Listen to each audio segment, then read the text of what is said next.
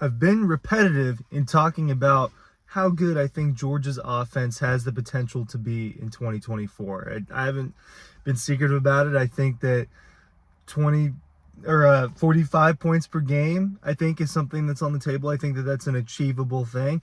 They're going to play a lot of good teams, and maybe that affects that journey. But when you think about how much older this offense is, how experienced it is, just across the board. Carson Beck being around for 5 years. Trevor Etienne's entering year 3. Dominic Lovett year 4. Rara Thomas year 4. The offensive line, they've only got one guy that's entering year 3. The rest of them are in year 4 or older, right? So this is a group that has been around for a long time.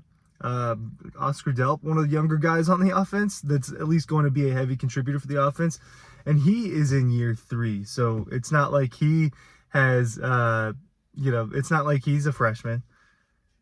And Trevor Etienne, to me, is the X factor of this offense. I think that he is the biggest. I want to focus on what Georgia's offense means with him in it, because I think that with Etienne, things get opened up in a way that maybe they weren't exactly a year ago. Why?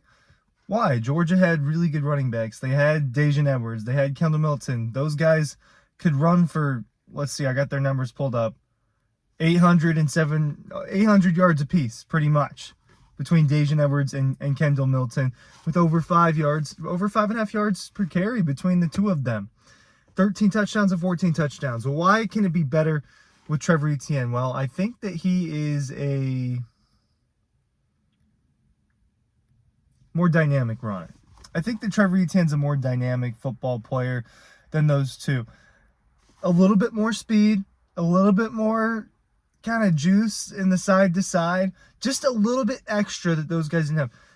Kendall Milton showed over the course of his career, and especially the second half of his senior year this past season in 2023, how good he really could have been if he did not have minor injuries over and over again, hamstring, ankle, knee. But instead, that's not what happened, and it took him a really long time to get going. With Etienne, we know what his production and what his skill set was in a Florida program, in an offense that wasn't advanced is not the right word, but not as good, right? Not as good of a coaching staff, not as good of an offensive line, quarterback, entire situation. It's just not as good as what it is in Georgia, and I think that he'll have the ability to just be better. All right, this is a guy that legitimately, I believe, could go for over 1,000 yards. 1,500 scrimmage yards is probably a little lofty when you think about adding the receiving stats in. But I think that what we saw at G-Day was, hey, Georgia's going to use these running backs in the receiving game, and more specifically, Georgia's going to use Trevor Etienne in the receiving game. Got the ball out to him 4 times. A guy that didn't play that many snaps at G-Day compared to a Roderick Robinson and some of the other running backs. I think he had 8 total touches, 4 and 4 on the ground, 4 receiving. He gets those 4 for 24 quick 6-yard pickups. Those are going to rack up. You look at 2022's numbers, and you look at what they're doing with the running backs. I think going back and looking at history with the running backs is important. Kind of a split thing again. 150 carries, 140 carries, 85 carries is how they split up between the top 3, right? 800 yards for McIntosh, 769 yards for Daijun Edwards, almost 600 yards for Kendall Milton, right? 5.5 yards per carry or higher. Not as many rushing touchdowns, 12, 7, 9, right? It adds up to be about the same between those top 2.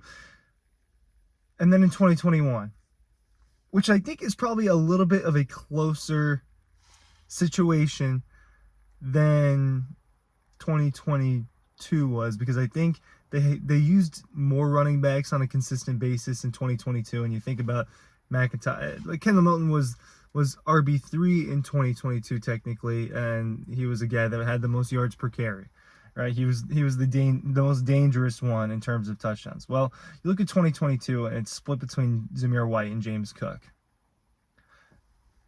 I think that you'll see Etienne used in a blend of their roles. I also think that the Roderick Robinson complement matters. he is viewed as a guy that's going to have a breakout season. But more importantly for this offense as a whole, I think you can go back to 22 and 23, to 21 and 22. When you had Stetson Bennett, you had more, guys like Kenny McIntosh, you had guys like James Cook in the fold. I think that this 2024 offense can be a little bit more like that than the traditional drop back, handoff. It was a very traditional pro style offense that we saw from Georgia in 2023. And it was centered around Brock Bowers some games. It was centered around Ladd McConkey some games. At the end of the day, Carson Beck proved that he was an efficient passer no matter who he was throwing the ball to. And I think that you can look at this Georgia offense and say, even with the removal of a Brock Bowers and a Ladd McConkey, their personnel is still good enough, and assuming that Carson Beck takes a step forward and Mike Bobo and Carson Beck have another year of gelling and figuring things out together, you think that this offense has a real chance to be more dynamic. Well, I think that X factor with Trevor Etienne is really what changes things. Ryan Curley from Dawg Post. I've been yapping for a few minutes here before I introduce myself. I'm wearing a t-shirt that I have from the Red Zone. Make sure you're going there to get your Georgia football gear. You can also look them up online at, for the Red Zone. They have an online website, redzone.com. Make sure you're looking that up. It's great. If you want your Georgia gear, it's great. And our newsletter is down below. Again, thank you to those who have already signed up for our newsletter. When you have a guy in the backfield that's a legitimate threat, it makes the offense a little bit more balanced. And Georgia did have those threats in 2023. But it didn't feel like they ever really had it until towards the end. You go through, and I think through 2 games last year, Roderick Robinson was the leading rusher with like 60 yards. They just didn't have a guy. It took them a few weeks to get Daijun Edwards into the fold, and then Kendall Milton kind of back into the fold. He was in and out of the lineup for that first month. And then they're both dealing with injuries, and it goes through. It took them a long time to get going with the running game. They have a little bit more of an established name with Trevor Etienne. Kendall Milton was obviously a big recruit as well. But they have a more established name with Trevor Etienne. He's going to be seen as more of a threat. He may miss one game with a suspension. That's been not announced or confirmed.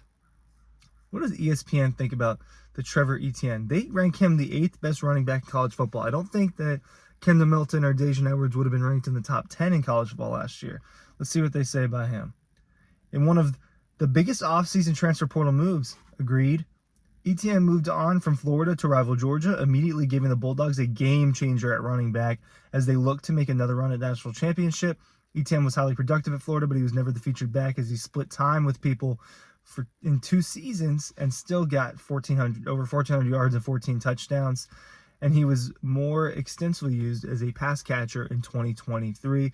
That is another thing. You go back to, and there's a little bit more on this, but I want to talk about 2022 with Kenny McIntosh.